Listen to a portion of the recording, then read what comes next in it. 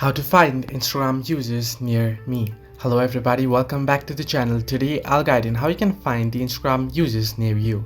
Now, there is a way where you can find the Instagram users near the location that you want.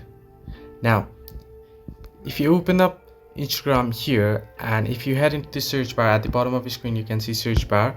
Now on the search bar, suppose you are on a particular place. Now let's say you are on a Disneyland. What you want to do is search in for Disneyland here. Simply search in here, and what you want to do once you search in for that particular place is head on to the places option. You can see accounts, audio, tags. You can either head into tags and you can search in for hashtag Disneyland, and any users that have used this hashtag will show up.